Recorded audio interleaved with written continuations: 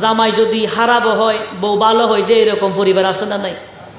আবার কিছু পরিবার দেখবেন যে বউ খারাপ জামাই, আর ওদের বলে না জামাই।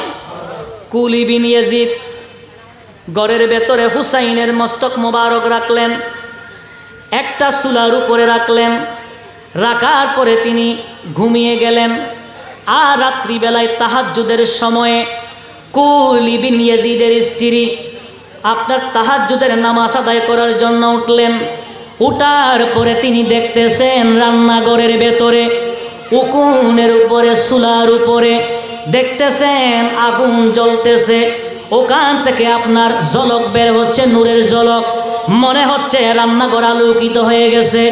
এটা দেখার পরে তিনি আপনার দরজাটা, রান্নাঘরের দরজাটা একটু কোলে দেখতেছে, চুলার উপরে দেখতেছে একটা শের মোবারক, যেই শের মোবারকের চেহারা থেকে নূরের ঝলক বের হচ্ছে। জোরে বলেন সুবহান।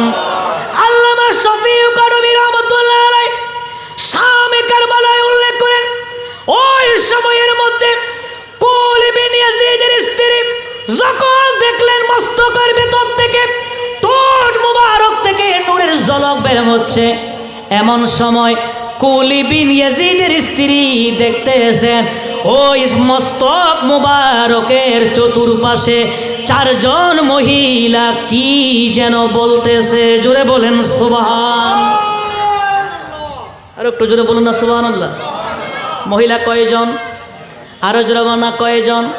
তন্মধ্যে একজন মহিলা কুলি বিন ইয়াজিদের স্ত্রী দেখতেছেন, সে বলতেছে ওগো হুসাইন, বলে তোমাকে যারা শাহাদত বরণ করাইছেন, তোমার শরীর থেকে শের মোবারক যারা আলাদা করে দিয়েছেন, ওগো হুসাইন আজকে তারা তোমাকে শেষ করে দিয়েছে।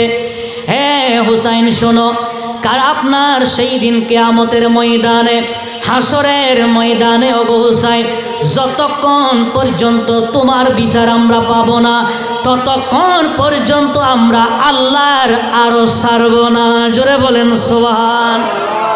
এই কথা শোনার পরে কুলি বিন ইয়াজিদের স্ত্রী শোনার সাথে সাথে বলছেন, এ মহিলা আপনি কে? তিনি বলছেন, কুলি বিন ইয়াজিদের স্ত্রী তুমি আমাকে চিনবে না, আমি হলাম মা খদিজাতুল কুবরা। জোরে বলেন সুবহান। কয়জন? আরো জমানা কয়জন? আরেকজন মহিলা, সেও বলতেছে, যার নাম হলো মা ফাতেমা, তিনিও বলছেন বাবা হুসাইন, তোমাকে যারা শাহাদত বরণ করাইয়াছেন, যারা তোমাকে শেষ করে দিয়েছেন, রক্ত রঞ্জিত করেছেন, আমার পরিবারকে তছনছ করে দিয়েছে, আমার পরিবারকে শেষ করে দিয়েছে। হ্যাঁ হুসাইন শোনো, সেই দিন ময়দানে মাহাশরে আল্লাহ রাব্বুল আলামিনের সামনে আমরা দাঁড়াবো। ওগো হুসাইন তোমার বিচার আমরা যতক্ষণ পর্যন্ত পাবো না, ততক্ষণ পর্যন্ত আল্লাহর আরো ছাড়ব না। এইভাবে একজন নয়, দুইজন নয়, চারজন মহিলা একই কথা বলা আরম্ভ করেছে। সাথে সাথে কুলির স্ত্রী সেই মুহূর্তের মধ্যে বেহুশ হইয়া ওই জায়গার মধ্যে তিনি পড়ে গেলেন। জোরে বলেন আল্লাহু আকবার। এরপরে সকালবেলা আসে না নাই? আরো জোরে বলেন আসে না নাই?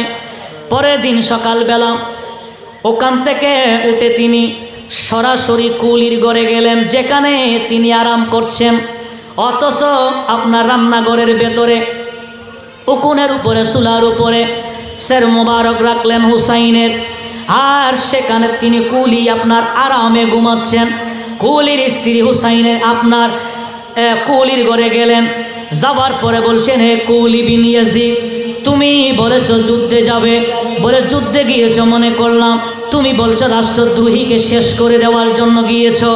অগো কুলি বলো তো দেখি, তুমি রান্নাঘরের উপরে চুলার উপরে যে শের মোবারক রেখেছো, ওটা কার শের মোবারক? কুলি বিন ইয়াজিদ ডাক দিয়ে বলে, হে আমার স্ত্রী শোনো, এটা অন্য কারো মাথা নয়, এটা হচ্ছে হুসাইন ইবনে আলীর শের মোবারক। তখন কুলির স্ত্রী বলে, ওগো কুলি শোনো, তুমি বলেছো একজন রাষ্ট্রদ্রোহীকে শেষ করে দেওয়ার জন্য গিয়েছো, তাহলে হুসাইন কি রাষ্ট্রদ্রোহী বলে ওই কুলির স্ত্রী কুলির সাথে তর্ক করা আরম্ভ করেছেন। আর